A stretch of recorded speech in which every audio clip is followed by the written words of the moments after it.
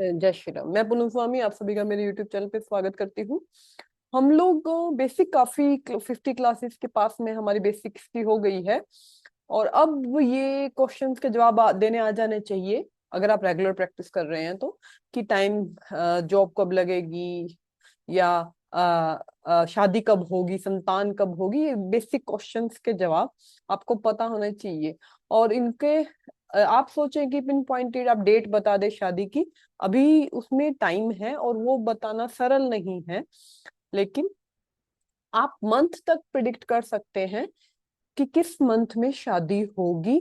Month आपको predict करना आ सकता है, ईयर एंड मंथ आपके पास कोई भी आता है। आज की जो क्लास है इसी पर है कि शादी कब होगी, कैसे हम अभी हमने जैसे बीसीपी सीखा, सबसे पहले भृगु चक्र पद्धति से आप देखिए। भृगु चक्र पद्धति के बाद हमने नवतारा सिस्टम से देखा कि दशा महादशा को कैसे देखा जाता है, फिर हम पंचदा मैत्री से अंतरदशा को कैसे देखा जाता है, उसके बाद प्रत्यंतर दशा। इन सब में जो भी ग्रह जिस भाव में है और जिन जिन भावों के स्वामी बनते हैं वो अपनी दशाओं में और अपनी अंतर प्रत्यंतर दशाओं में एक्टिव होते ही होते हैं, और उन भावों से संबंधित जिनके वो कारक हैं और जिनके वो स्वामी हैं और जहां वो स्थित हैं उनके फल देते हैं। डिपेंड्स ऑन सिचुएशंस पे वो डिपेंड हम लोगों को कि कैसे हम लोगों को प्रिडिक्ट कर पाते हैं। देखिए, ज्योतिष की पढ़ाई फर्स्ट चीज, प्रैक्टिस सेकंड, और उसके बाद आपका सत्व।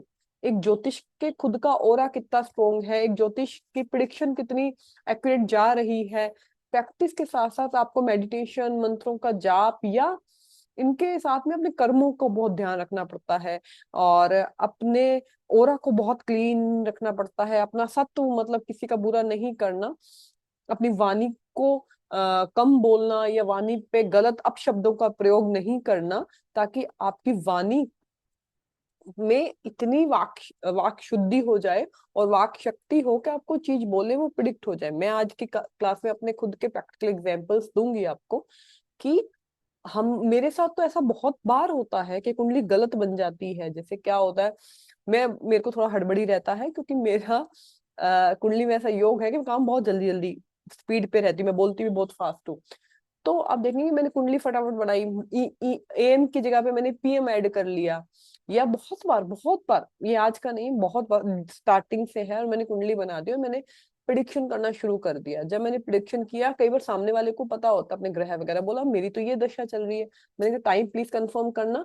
लेकिन जब तक मैं सारी प्रिडिक्शन गलत कुंडली से ही कर चुकी होती हूँ तो आपका और वो सही होती है, आप जो बोले वो सही होता है। क्यों?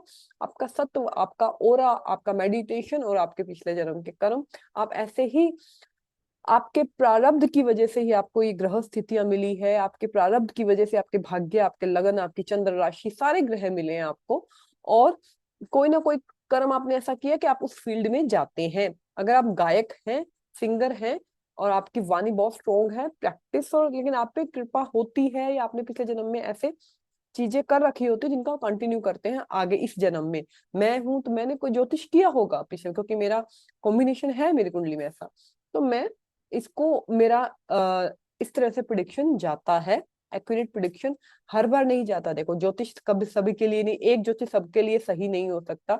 बहुत बार ऐसा होता है कि लोग मेरे से दोबारा नहीं आएंगे, उनका नहीं सही बैठा होगा, उनका और मेरा एनर्जी मैच नहीं करता, या उनकी और मेरी, कह सकते हैं कि मैं उनकी ज्योतिष नहीं हो सकती। ऐसा कभी नहीं होता कि एक ज्योतिष सबके लिए सब कुछ कर दे। किसी के लिए मेरा बोलना ही बहुत होता है और किसी के लिए मैं कितने उपाय बता दूं, कितने तरीके बता दूं, वो सक्सेसफुल नहीं होते। इसलिए इस पे टेंशन लेने की जरूरत नहीं होती कि मेरा ये गलत हो गया। आप उनके ज्योतिष नहीं है, सीधी सी बात है। ठीक है, आपके कुंडली में भी ऐसे योग होते हैं। मेरे पास एक ही टाइप की कुंडलियां आती है, मुझे पता है मेरे पास किस टाइप की कुंडलियां आती हैं, एक टाइप के स्ट्रक्चर आते हैं, मैं समझ आती हूँ कि मैं इन्हीं लोगों की नहीं, कोई अलग टाइप की जब कुंडली आती है तो मैं नहीं होती उनकी ज्योतिष। ठीक है, तो आज के हमारा इवेंट है कि टाइमिंग ऑफ इवेंट हम कैसे करें, कैसे देखें, शादी कैसे देखा जाता है। ये सभी चीजें एक ही टाइप की हैं कि शादी कैसे देखें, या हम संतान कैसे देखें, हम करियर, स्टार्टिंग ऑफ करियर कैसे देखें, जॉब कैसे देखें, ये सारी चीजें हैं।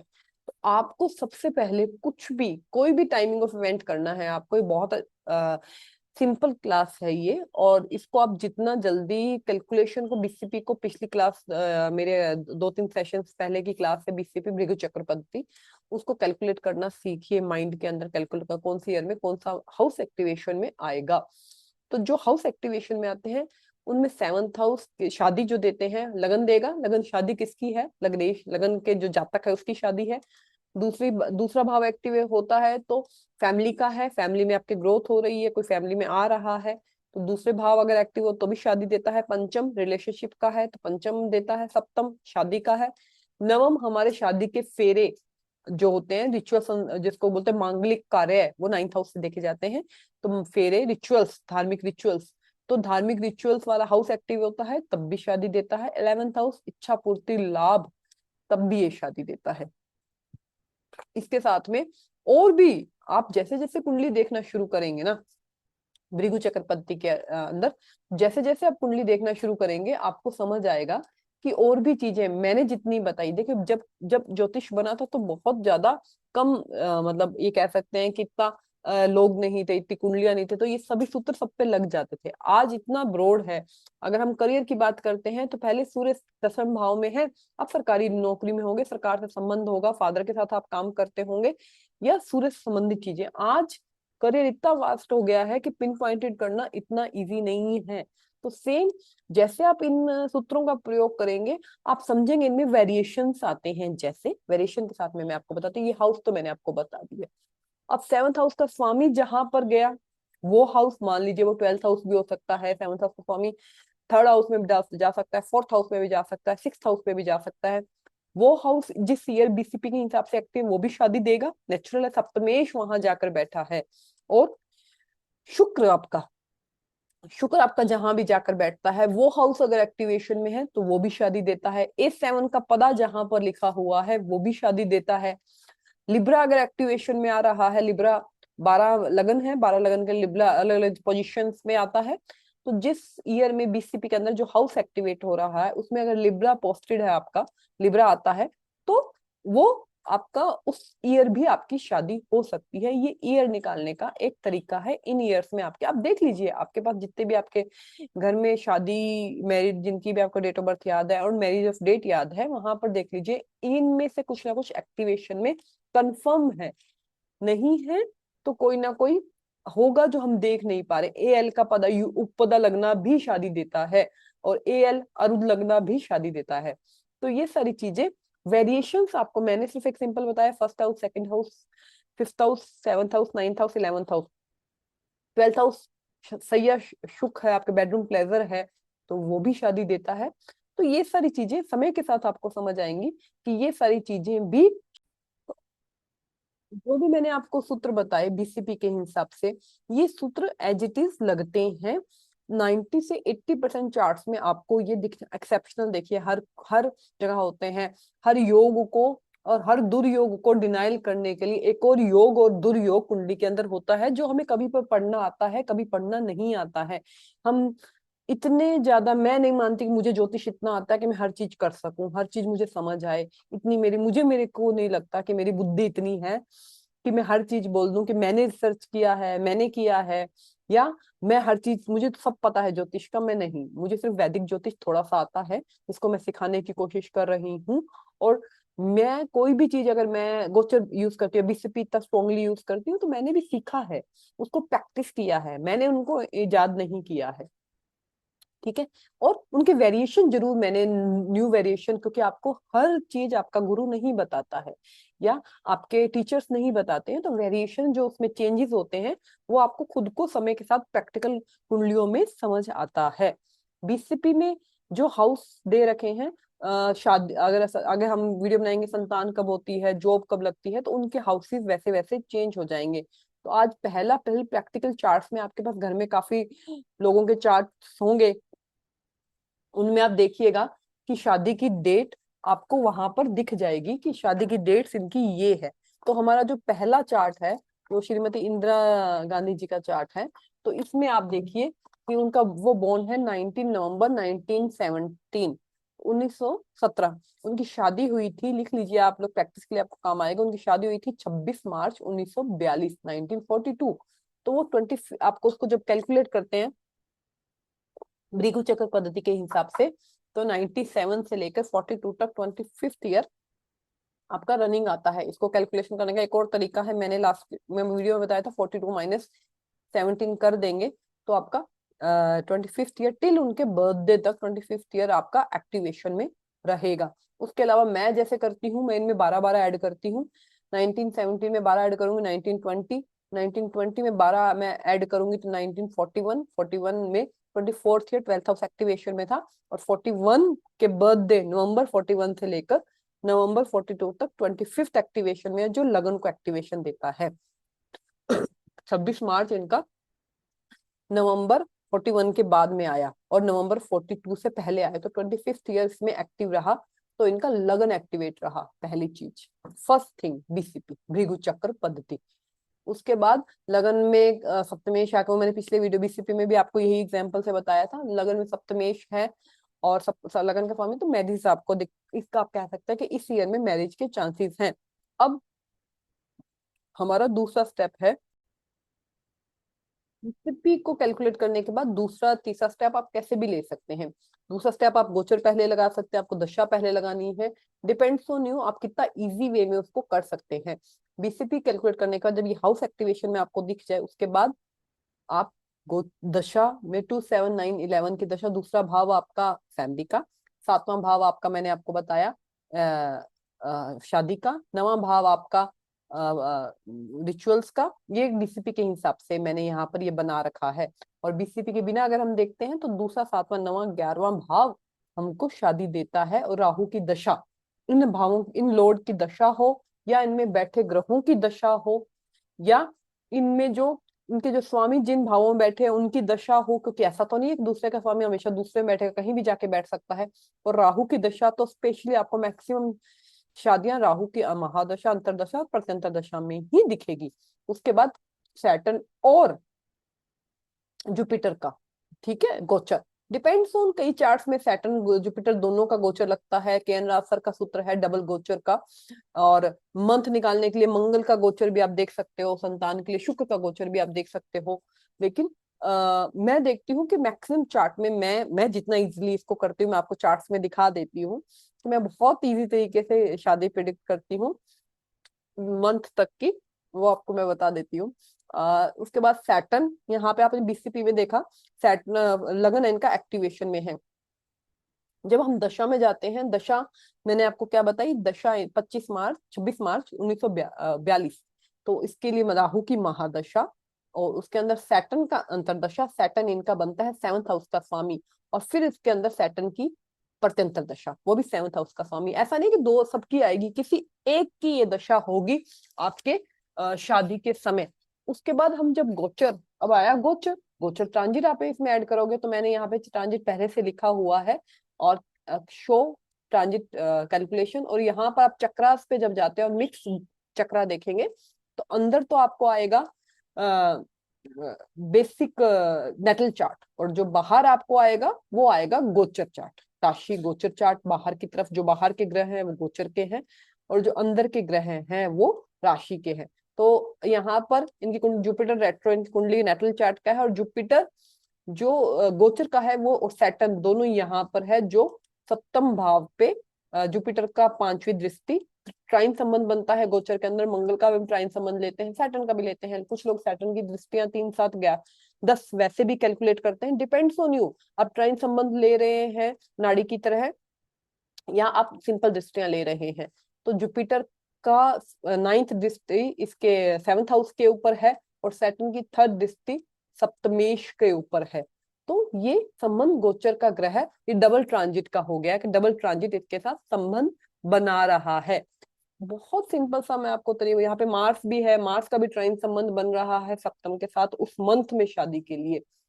तो मैं आपको बता रही हूँ बहुत सिंपल है, बस हमको प्रैक्टिस, रेगुलर प्रैक्टिस की जरूरत है, और हमें गोचर याद होना चाहिए आने वाले समय का जब हमारे पास कुंडली आती है। उसके बाद ये मेरे प्रैक्टिकल चार्ट है, ये मैंने फेमस चार्ट इसलिए लिया, मैं एक और फेमस चार्ट अमिताभ बच्चन जी का चार्ट आपको दिखा देती हूँ, इजी आप लोगों के लिए रहे।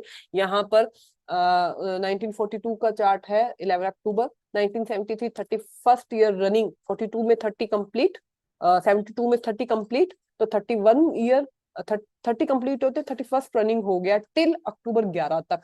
और शादी हुई थी 3 जून 1973, 1931 ईयर जब हम कैलकुलेट करते हैं भृगु चक्र पद्धति के हिसाब से, तो हमारा 7th हाउस एक्टिवेशन में आता है बीसीपी के हिसाब से।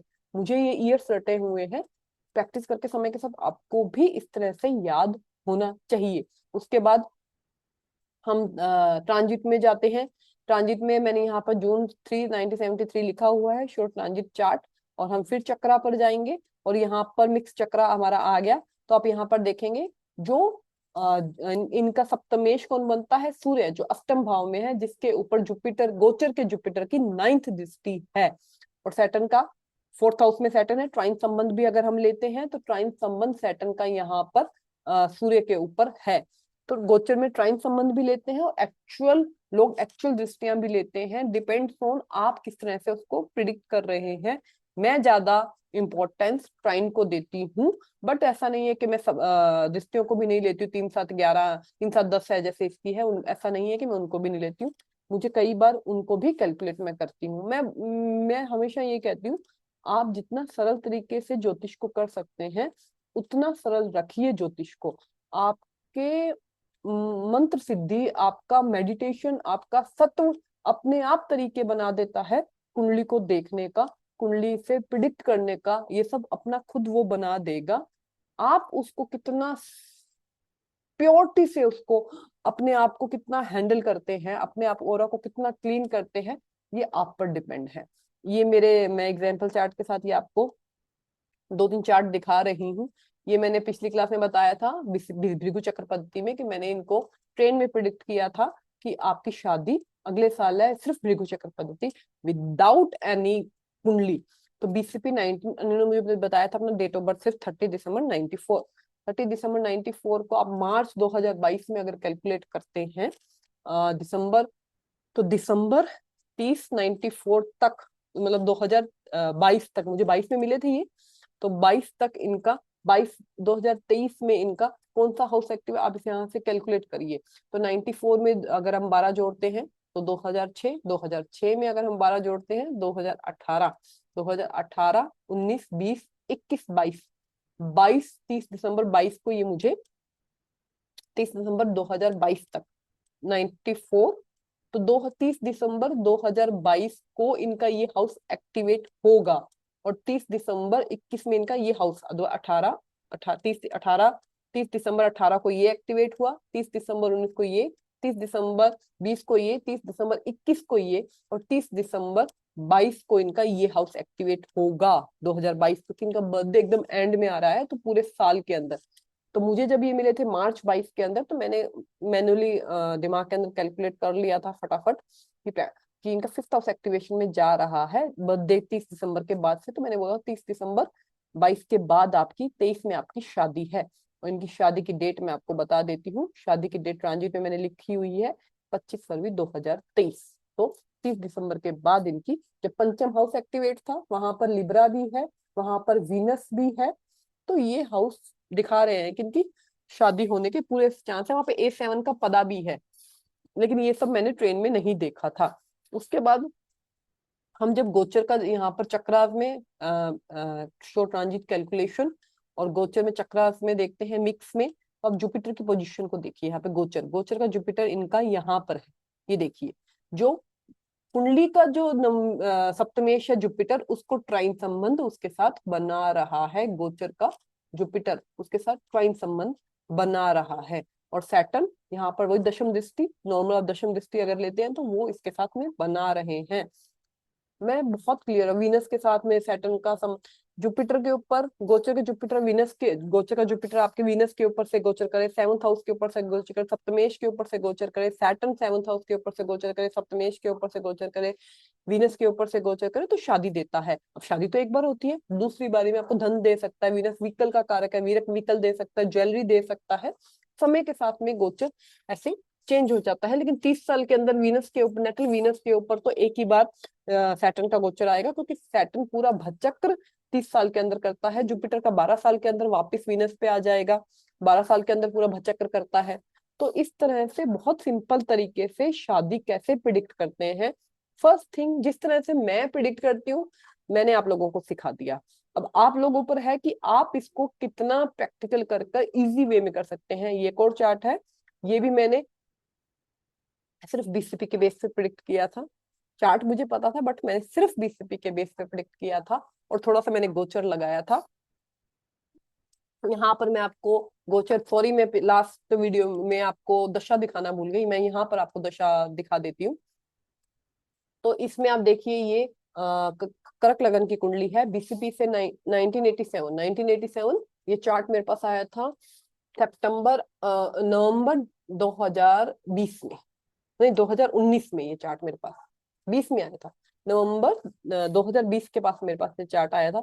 अगर मैं उस टाइम कैलकुलेट करती हूँ, 87 के अंदर 12 जोड़े, मैंने 12 ऐड किए, 99 उसके अंदर फिर मैंने 12 ऐड किए तो 2011 में फिर 12 ऐड करें तो 2023, तो 2023 में यहाँ पे एक्टिवेशन है, वापस यहाँ पर 2022 2021, 21 में इनके बर्थडे से 11th हाउस एक्टिवेशन में था, तो मुझे एक आइडिया हो गया था 11th हाउस एक्टिवेशन में आ रहा है तो शादी तो ये देता ही देता है। दशा देखते हैं हम पहले।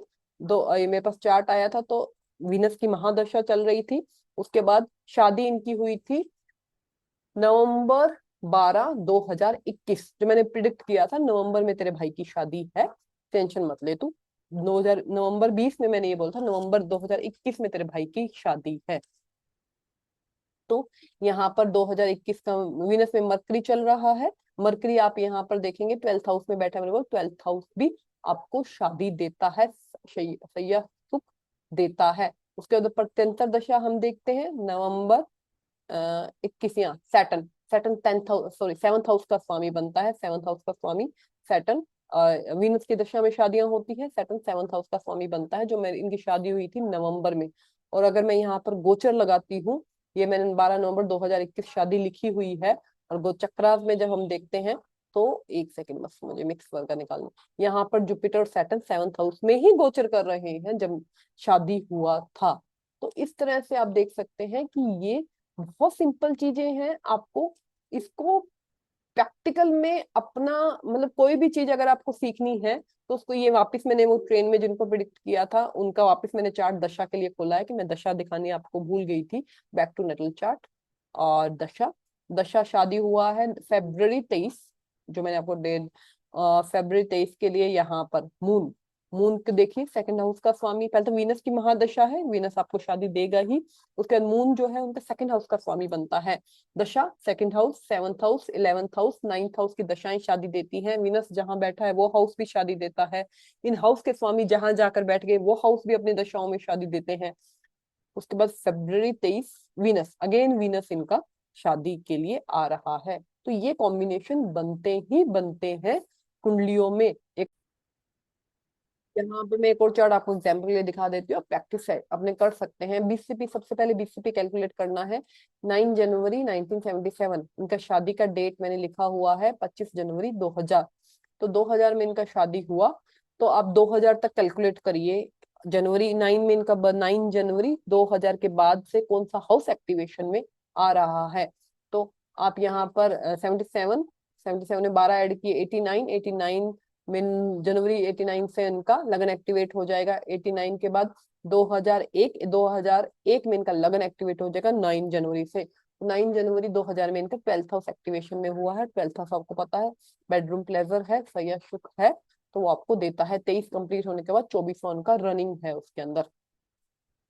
तो यहाँ पर आप देखेंगे उसके बाद उसका हाउस का स्वामी लगन में बैठा है, उसके बाद हम जब यहाँ पर दशा को पहले ट्रांजिट देख लेते हैं, उसके बाद हम दशा देखेंगे इसमें।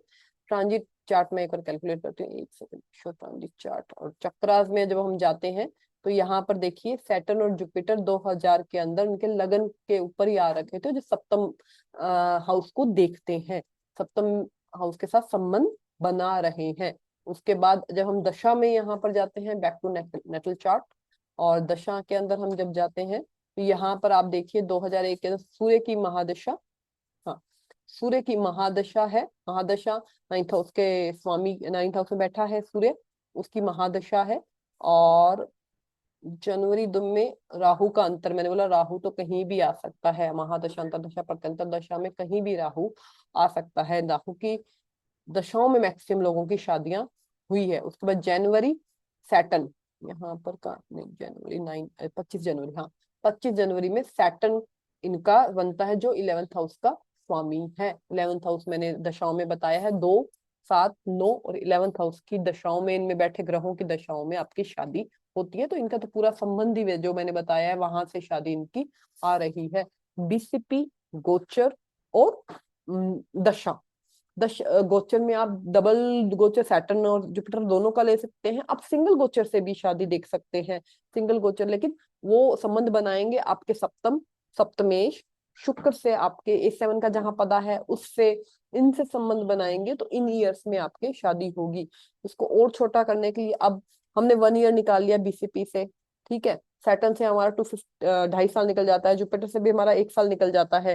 लेकिन जब हमारी महादशा, अंतरदशा, पत्यंतर दशा तक हम प्रिडिक्ट करते हैं तो वो आपको वहां से मिल जाती है कि किस 3 महीने के आसपास इनकी शादी होने के चांस लग रहे हैं। उसके बाद एक स्टेप और आता है डिग्री वाला। डिग्री के जुपिटर की डिग्री, लगन के जुपिटर की डिग्री, लगन के सप्तमेश की डिग्री, लगन के शुक्र की डिग्री, लगन की डिग्री पर अगर जुपिटर या सैटर्न का गोचर आ रहा है तो उस मंथ में भी शादी हो जाती है। वो पार्ट 2 हम नेक्स्ट क्लास में करेंगे। पहले आप इस चीज को प्रिडिक्ट कीजिए कि भृगु चक्र पद्धति, गोचर और दशा को मिलाकर कितना इजी वे में कर सकते हैं। और मैं हमेशा कहती हूँ कि ज्योतिष, आप अपने आप को कितना प्योर, कितना सत्य, कितना स्ट्रोंग रखते हैं और कितना रेगुलर प्रैक्टिस करते हैं उस पर डिपेंड है। रूल्स आपको सब बता देते हैं, लेकिन उनमें हर रूल, हर सूत्र लगने की वेरिएशंस होती है। हर सूत्र समय के साथ में चेंज होता है, कुंडलियों के हिसाब से चेंज होता है। तो वो कैसे आता है, वो प्रैक्टिस से आता है। और साथ में आपको दिखता कैसे है, आपके मंत्र सिद्धि और आपके सत्व से। तो हमेशा अपने वाक सिद्धि का को बनाए रखिए, अपने मंत्र सिद्धि को बनाए रखिए, तभी ये चीजें एग्जीक्यूट होंगी। तब तक के लिए धन्यवाद। टाइमिंग ऑफ इवेंट का आज हमारी पहली क्लास थी। इसके बाद तरीके मैंने पहले बता चुकी हूँ, और अगली क्लास में हम संतान कब होगी, डिग्री सिस्टम में सबसे लास्ट में बताऊंगी। इन सब, संतान कब होगी, जॉब कब लगेगी, प्रॉपर्टी कब, ये छोटे छोटे जो टॉपिक्स हैं, इन पे वीडियो बनाने के बाद में लास्ट में आपको डिग्री सिस्टम का तरीका बताऊंगी कि इनके आसपास आपको एक आइडिया लग जाता है कि कब, किस मंथ में वो इवेंट होगा। तक के लिए धन्यवाद।